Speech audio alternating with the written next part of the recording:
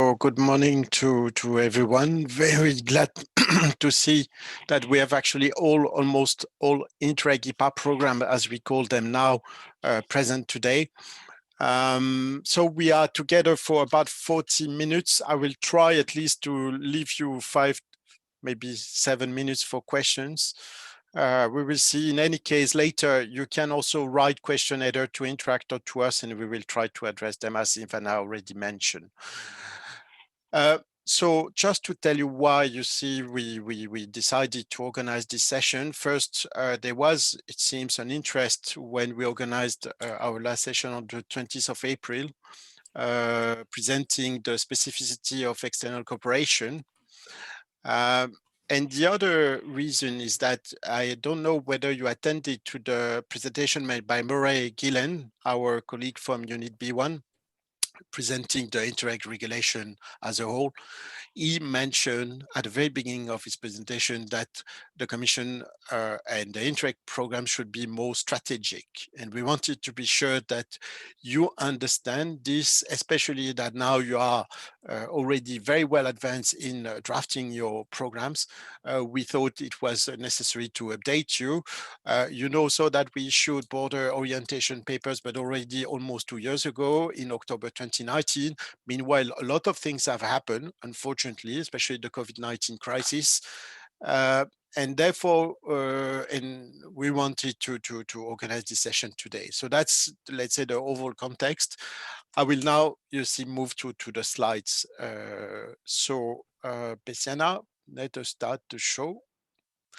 Yeah, so the session 1 is about the new EU political priority, but also to understand why they might matter. You see, they are not just an abstraction for you. They are important, and that is certainly something that we consider also then when we will assess your draft program. So now let us move on to, yeah. So that's, you see, this first session is quite, let's say, broad, but you will see we will not spend too much time on each, but it's important to mention them because they are nonetheless important, especially for the 2 other sessions, which will be in a way more practical, more concrete. So you see 10 points on the agenda of this session. Let us move on straight to the first one. So why future more strategic program? Just what I've told you. So let us see. First, you know, our president wants to see a more geopolitical European Commission, and that's actually, we consider that Interreg IPA programs can play obviously a little role, but a role nonetheless in that context. So let us move on to the next slide. So the first is the vision of the Commission. So you see that the vision is really based on the SDG, the Sustainable Development Goals. So that's something, a reference to keep in mind. You will see also that the IPA 3 programming framework is also referring to those SDGs regularly. Obviously, that context, climate change is extremely important. And since this vision was established actually before the COVID-19, there was nonetheless already decided that we want also to boost in general, in a sustainable manner, but the competitiveness and the growth of the Union. Next slide, please. Thank you. So as Jean-Pierre mentioned, for this commission, there are 6 ambitions that were mentioned already. So the Green Deal that we will see later in more details, the digital agenda that is called Europe Fit for the Digital Age.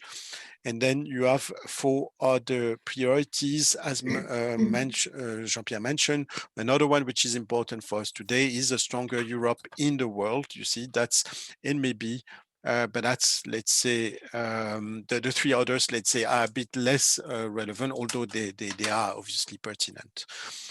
Next slide.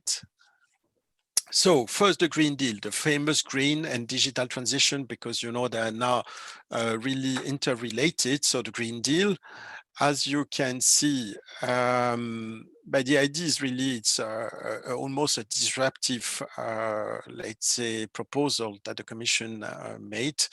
The idea is to earmark 30% of the EU budget for climate, so that's really enormous, and obviously this has an effect on the thematic concentration that we will see later. This has also, but that's less relevant for you, an effect on the European semester, but that's important obviously for the member states. And the amounts are absolutely enormous. We are talking about 470 billions a year almost. So that's really massive. As you can see, but we will see later, you have actually different DGs involved in this Green Deal, but we will see that in more details in the next slides. Next slide, please. Thank you. So when we are talking about the Green Deal, an aspect that we wanted to highlight with you is obviously it's a Green Deal that we want to implement in Europe, but the Green Deal is also something that we want to export. So I've mentioned, let's say, the different external dimension of the Green Deal, highlighting one in particular, which is the Green Agenda for the Western Balkans. That is certainly something that you need to consider when you are programming PO2. Next slide. The other transition which is important for us is obviously the digital transition, even more now in this COVID-19 context, sorry. In that context also is to say they are already, it's also important for the mobility in Europe, but you see that here on the map, we have already a project with EPA countries like the Greece, Bulgaria, Serbia corridor that you can see on the map. So it's to say, this is certainly an important element also in your programming choices. Next slide. Thank you. And that is the connectivity agenda for the Western Balkans. So that is now financed by the European Investment Plan for the Western Balkans, but this actually started already in 2015 now, so it's not completely new. Through this agenda, you see that we have financed quite a number of projects, rail project, road project, different type of energy projects. So you see on the map, and you see that actually quite many are really on the borders. So that's certainly also an element to consider in your programming choices. Next slide. So now let us move to Horizon Europe, because that's also an important fund that we consider. So first to tell you, but our colleague Bernard will tell you more in session 3 about Horizon Europe and also especially Horizon Europe in the Western Balkans. Just to tell you that there are quite important novelties in Horizon Europe, like for us, the cohesion for the cohesion policy. There is this willingness to simplify and at the same time to continue. So that's really, you see a leitmotif that we are encountering in the biggest funds that the EU is, let's say, managing or is managing through you. So you see new approach to partnership. Again, that's, you see, so a lot of similarities in reality with the, let's say, the values, the vision that we are also promoting for us for the cohesion policy. So next slide. Thank you. So now regarding PO1, so the policy objective 1 of cohesion policy, you see that you can really make some links with the 3 pillars of Horizon Europe. And that's really the idea that we had of our legislators, is to actually bridge much better the different funds to integrate in a way to allow you to have much more integrated approach, which was unfortunately not really possible in the past. But in the future, it should be actually much easier for you and for your potential applicants. So that's really for us something very important to know. The next slide. So you see, we saw already Horizon Europe, another important, because you see in terms of amount Horizon Europe, you will see the figures afterwards. We are talking about 100 billion euros, I think, for the coming period. Obviously, DG Agri is another big, let's say, budget user.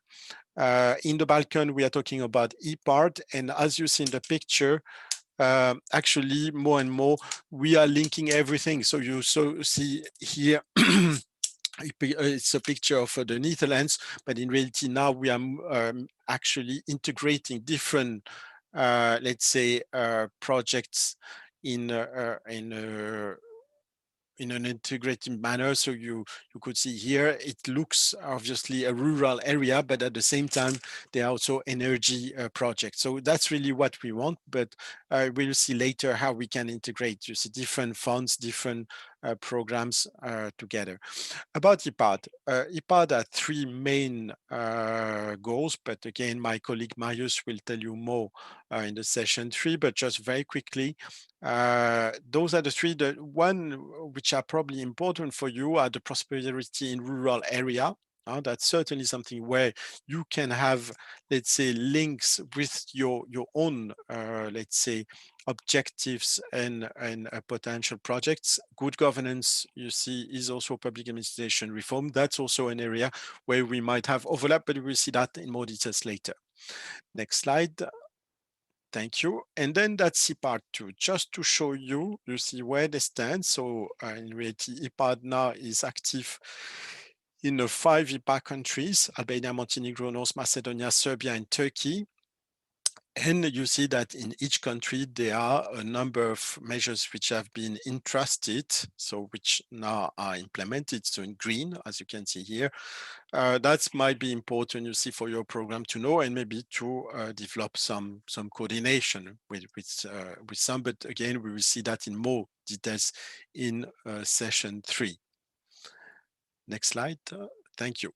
So you see Horizon Europe, EPART, DG Agri, so EP, now the blue economy. Let us move to the next slide. So there is also a change of paradigm for the blue economy. So that was actually the old, let's say, approach. Now we are talking about sustainable blue economy. So again, and as you see on the picture, we are talking like us in the cohesion, let's say, family, about capacity building, about transboundary, cross-sector, cross-border, stakeholder involvement. So you see that in reality, many of the principles that we are promoting and we will continue promoting are actually also applicable in other funds. And that's we think also in something important to highlight, that there is really not only a convergence in terms of rules, but even of views among the different EU funds. And we think that that might be really a source of simplification for you when you want to coordinate with colleagues from other funds, from other line ministries. But we will see. Next slide. Okay, so the blue economy, you see, so here it's just an example of the funds which can mainstream the support to blue economy. And as you can see, you are mentioned in the ERDF section next to the mainstream program, mainstream ERDF program, smart specialization, but you have also Erasmus Plus, Horizon Europe, IPA. So that's already a way to show you that in reality, we can really play in a much more integrated manner, and we insist this is something important to demonstrate in your programming choices and in your programming documents. Next slide. Thank you. Other important, you see, because I didn't want to be too long in my presentation, but which are also important services with whom we are working a lot at the GRC, developing, you see, the smart specialization strategies in the Western Balkan, and the Eurostat, because Eurostat is obviously also extremely useful to provide you and us with data. And we know that in the Western Balkan and in the cross-border region between the EU and the Balkans, those data are still quite limited, and sometimes they can hamper some assessments, some analysis. So we are also working a lot now with them to, let's say, strengthen those aspects. And we are convinced that in the future, near future, they will be able also to support you better. Next slide. So we have seen already, let's say, for us, we consider the most maybe important funds or line DGs in the Commission for you to consider in your programming choices, because in terms of amount, they are the most significant. The other big, let's say, strategic aspect that we want to emphasize today is the EU enlargement agenda, because there is clearly, we think, a new momentum for this enlargement agenda, and we will try to show you now why you see and how you can maybe contribute to that as well. Next slide. Thank you. So first, we are talking about the EPA3 programming framework. So that's mentioned in the Article 10 of the ETC regulation. Let us, next slide, thank you. So that's the EPA3 legal framework that was already, I think, shown to you in previous presentations. So you see EPA3 depends to a large extent on NDK. The EPA regulation is relatively short. It's not yet adopted, I need to say, and you will see at the very end, I will try to present you with, let's say, a possible calendar regarding the adoption of this regulation and other things. What is important to know for you is that there are many cross-program provisions in EPA3, and especially to us, to the ERDF and ETC rules. And that's obviously at the bottom of this pyramid, and that's very important for us, is this EPA3 programming framework, which is really driving the way EPA3 money will be invested in the 7 coming years. Next slide. So in a nutshell, the big novelty of EPA3 is that there's no country allocation. There are 5 thematic windows. We are the territorial cooperation is window 5, but you will see that in a table afterwards. And the allocation is mainly driven by the performance of the countries. There is nonetheless, let's say, a limit to this performance logic, which is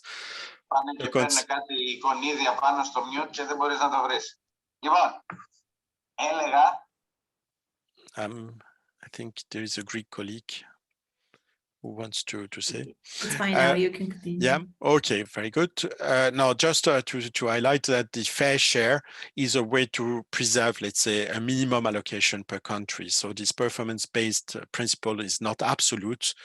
There is, but therefore you see for the, and I have to say the let's say programs and projects selected by DG REGIO, because they are selected, there are 3 main important elements that they consider: the policy relevance, the technical maturity, and the performance in enlargement agenda. You will see, at least for us, to judge your program, 2 of those 3 dimensions are important. The policy relevance, technical maturity has not much to, let's say, to do maybe for your strategic project, but I would say in general, this maturity is really proved. But the performance in enlargement agenda is certainly something that we will also consider when we judge your programs and also when we decide about the allocation of the EPA money. Next slide. So as I said, there are 5 windows in EPA3. The 4 first are not really for you, although there are, let's say, some aspects which might indirectly concern you. The first one is really managed by DG REGIO. It's about the fundamental principles. There is maybe one dimension there which is important for you, which is about local governance. The second one is about good governance, but that's more, I'd say, broader. It's about economic governance and things like that. Good neighborly relation, obviously, this might be important. Then windows 3 and 4 are in reality, again, for DG REGIO, and for they are actually the equivalent of our big mainstream programs, especially for the green agenda and sustainable connectivity. The window which is really relevant for us today is the window 5, that is called territorial and cross-border cooperation. This window, but we'll see it on the next slide, in reality covers both us, so Interreg IPA programs, but also IPA CBC programs. Next slide, please. Thank you. As I already highlighted, there is this idea with EPA3 that we want to focus much more on the results, which is also, I think, the idea of the new cohesion policy principle. Maybe the other thing I can tell you is that, yeah, the comitology, but that's more for us than you, is that we will actually many of, let's say, the decision we will take, or your programs and things like that, will have to be submitted to the IPA committee, but that's actually more a constraint for us than for you. But on the comitology, to be honest with you, we are still discussing how we want to, because there was this idea also to submit it to our committee, but we are still, let's say, working on that. But for you, it is transparent, and this has absolutely no impact on your work. It's really for us. Next slide. Thank you. So you see, those are the figures for IPA 3. In total, we are talking about around 14 billion euros over the period 2021-2027. And you can see window 5 is not the biggest one, but we are talking nonetheless about 485 million euros. You need to know also that those figures are indicative. They might vary over the time. But nonetheless, I don't, for window 5, it will not go below the amount that you see. As I said, those 485 millions, they cover both your programs, but also the program managed by DG REGIO, the so-called IPA CBC programs. Next slide. Thank you. So the logic now that DG REGIO has promoted with this IPA 3 programming framework is that the IPA countries are asked to prepare what they call strategic responses. And this is valid for all windows except window 5. So for window 5, we continue with the system that you submit programs. We decide through implementing acts, but we will see that in the architecture about the resources and the geography. But for the 4 first windows, actually, it is subject to a scrutiny of DG REGIO and other commission services. So I think I don't need to tell you more about this. You will be provided with the slides. You can read them carefully. The idea is really that also those slides provide you with some background information, but now we'll move on to the next slide. Thank you. The second important aspect for the enlargement agenda is this economic and investment plan for the Western Balkans.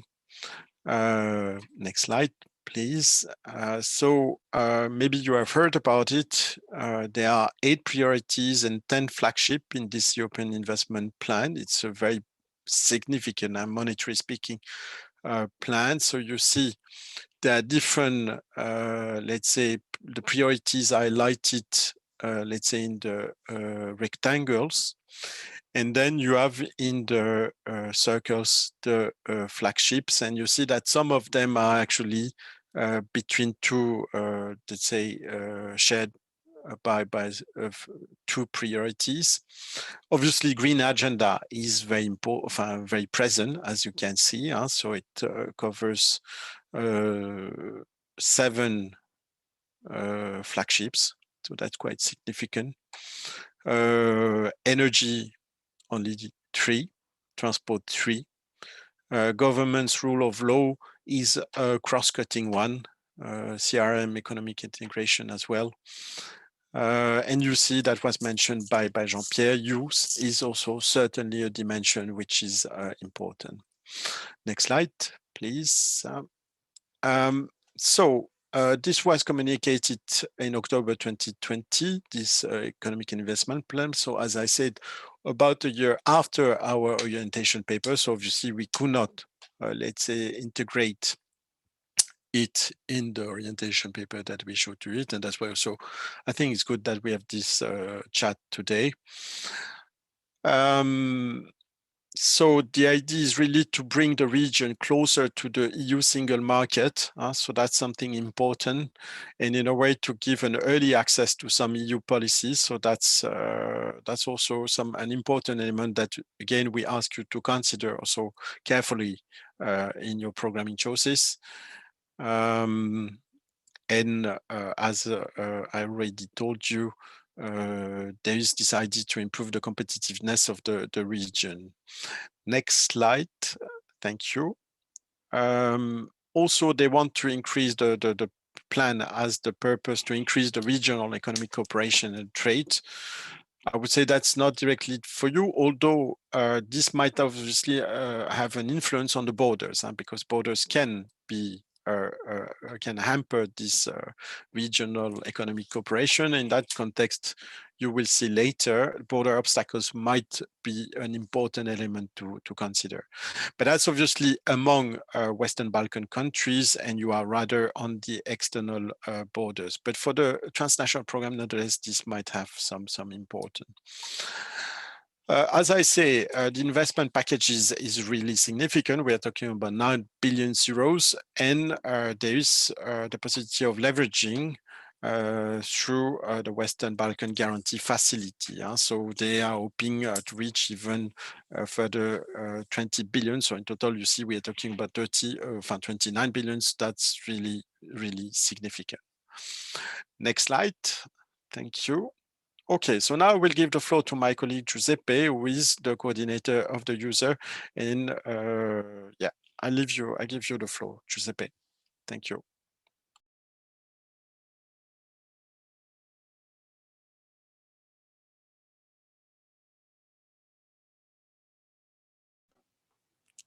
Hello, good morning to everybody.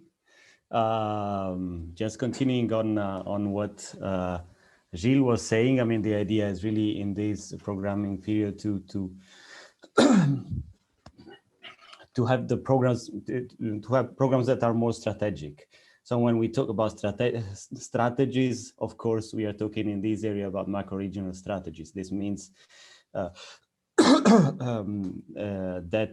we have in our mind, all the programs that are in the region should support anyway, somehow the macro-regional strategy. And this is something that we have already seen in the current programming period. When reading your annual implementation reports, we have seen and read that mostly the programs that are in the region, they are supporting the macro-regional strategy. So what we want to do now is to help you supporting the macro-regional strategy, and at the same time to support the enlargement process. We want the EUSAIR to be an instrument that will facilitate the process of enlargement. For this reason, we have commissioned a study within the EUSAIR to find, if you can go to the next slide, please, Ivana, to make sure that the EUSAIR is also on the one side to demonstrate how the EUSAIR already supports the enlargement process. There are many issues, many actions that are already supporting the enlargement process, and to see what we can do more, what the strategy can do more, and how the strategy should be somehow revised in the future. Our plan is to work on the revision of the strategy, and to make sure that it's aligned with the new objectives and the new priorities. Among them is one of the main priorities is to make as Gilles said in the beginning of the presentation, to make Europe stronger in the world. And of course, the macro-regional strategies are some of the instruments to do that. So we want from now on the strategy to be more aligned and supportive to the enlargement process. To do that, of course, the support and help of Interreg programs is necessary. So as you can see here, we have some of the characteristics of the EUSAIR. It's a regional dimension that, connecting the Western Balkans to the EU. It is a place where all countries cooperate on equal footing. Now we have, since 2020, also North Macedonia is a member of the EUSAIR, so we are covering most of the Western Balkans, and for us it's really the real instruments to the real macro-regional strategy to support the the enlargement process. There is a convergence of interest on the enlargement between EU member and EPA countries, and also a capacity building effect. It's a way where EPA countries really learn to work, as I said before, on equal footing together with member states. There is an emphasis on territorial cooperation. There is a support already by Interreg programs. As you know, of course, the Adrian program is the program that is fully dedicated to, or at least, I mean, almost fully dedicated to the macro-regional strategy, and will be like this in the future with a concentration of 80% of the budget on the macro-regional strategy. The same goes, of course, for the Danube program concerning the Danube strategy. And also there is an inclusive approach towards stakeholders. This is something with consultations, engagement, mobilization. This is something we want even to improve in the future, also with the support of the programs. If you can go to the next slide. So I think this is back to you, Gilles. Yeah, thank you, Giuseppe. So you have seen we have highlighted only two aspects, say, of the presentation today, that you should be more strategic, more coordinated with the main funds that the EU is managing in the region, and also that the EU enlargement agenda is an important element, which is has a new dynamic recently, and that has to be considered. Now, the third, let's say, main messages that we want to pass to you, but which I think is quite obvious to you, is that also your programs need to be more responsive to a changing context. What do we mean by that? And I will show you on the next slide. First, on the cohesion policy, next slide. Thank you. Yeah, is let's say there is an enormous expectation with regard to the cohesion funds, including your programs, because the Green Deal is implemented actually essentially through our funds. So that's, and we saw that DG Agri also will obviously implement, and DG Mare, but you will see in the figures, nonetheless, there is, let's say, special responsibility lying on the cohesion policy. In that context, again, we insist Interreg programs have a role to play as well. The other thing that I want to highlight here, and that's mentioned by our president, is that, and that's something we are well aware, that obviously all regions do not start from the same point in the transition to the new economy and the new energies. And that is obviously considered in the policy choices that we are making. Next slide. Thank you. Yeah, so that's another slide to show you also the effect of the COVID-19 in Europe.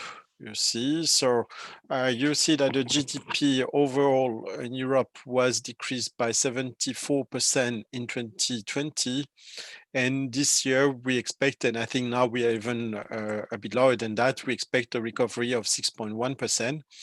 There has been an enormous increase in unemployment. And when you look at the map, obviously, that you see that our countries and Western Balkans are not, let's say, detailed on this one, but nonetheless, Greece, Italy, Croatia, Slovenia, Romania, Bulgaria, you see that they're obviously in the most red parts of the map, which says also that there is actually they have been very seriously hit by the crisis, and therefore the expectations will be extremely high now. Next slide, please. So the figures, just you will see I will not overload you with figures, but just a few. Here about the MFF, just for you to see. So I take the section 2, cohesion and values, which is in reality our, let's say, section, cohesion policy. You see 323 billion euros for the period 21-2027. We have also the recovery and resilience facility, and you can see that in the initial MFF, we had, let's say, about more than, I would say, 40%. But you see, with the next generation EU, in reality now we have really a very big proportion of the budget to implement to actually ease these recovery efforts in Europe. So that's just to highlight that there are real expectations regarding cohesion policy. That's very clear. And also, you see this table, I think, can be useful for you just to see the masses, the global masses. You see also that the common agricultural policy is significant, as I told you. And Horizon Europe, you see, is also, so those are really the big amounts in our budget. You have still cooperation, as you can see, neighborhood development and international cooperation. That's where we have IPA, but you see, when you sum up those four, you have already a very big part of the EU budget. Next slide. Thank you. Yeah, the other thing is, but that's probably something you know, that nearly 1/3 of our budget will be actually dedicated to main goals, the reduction of the disparities that was highlighted by Jean-Pierre, so that remains. That's something to very important, and contribute to EU priorities. And obviously the Green Deal is by far the most important one. And again, on the map, you can see, but there's no perfect match with the previous COVID-19, I would call it like this COVID-19 map, but there is obviously a concentration of the funds on some regions which are the most severely hit by the crisis. So south and east, let's say, to summarize things roughly. Next slide, please. Thank you. So we are approaching now the end of this first session. Just to highlight that ETC is the second goal of the cohesion policy. May I, or the ERDF fund, please, next slide. So just to summarize what we expect from you. That was already highlighted in the border orientation papers. We expect first a stronger strategic focus on transition to smart and low carbon economy, obviously, so that's the Green Deal. There is also, and that was, just to recap a bit, the main elements of the border orientation papers, also a stronger need for thematic and territorial focus. And you will see in the session 3 how, and those are just only examples, obviously, that you are free to use or not, ways to actually to get such a focus. We also mentioned that there is now a full integration of external border cooperation in DG REGIO. That's also important in terms of simplifications and alignment of rules among us also. The only exception being still the IPA CBC programs. Simplification that was mentioned, there are more than 80 simplification in the regulation that we propose. And there is also an enormous simplification with regard to audit and management verifications. So those are, let's say, the elements that you were already presented previously, but you understand that the purpose of the presentation of this first session presentation was also to remind you about the general, let's say, context, which is nonetheless important when you are drafting your program. Apart from obviously all the necessary steps that you are supposed to do, like the territorial analysis and so on, there are obviously different aspects which are more bottom up, but here is also to provide you with some top-down elements. Next slide, please. Yeah, so in that context, it was highlighted by Giuseppe. It's important, especially for transnational program, but not only, that you have a let's say, more robust link with the macro-regional strategy, the relevant ones, in your case, EUSAIR and USDR. Also that there are better also, let's say, coordination, integration with the between the different Interreg strands. especially CBC and transnational. And that was highlighted in the previous slides with the external policy instrument. And when I say strategic frameworks, I have in mind actually important funds like Horizon Europe, EPART, even DG Mare, although it's less, let's say, significant in terms of amount, but that's nonetheless, you see, the sea is something important in our region. So that's certainly something to consider as well. Next slide. Thank you. So for that purpose, we consider that the partnership principle is really essential. So we, I think, insisted already a little bit, but we are convinced that this is the only way actually that you can reach this better coordination. So you understand that obviously it's not only about public bodies, but it's also about the civil society, the municipalities, the different, let's say, representatives of the society. But that's really something that we consider probably more important now than before at all stages. So now during your preparation, but also during the selection of the project, the monitoring, the implementation, so that all stages.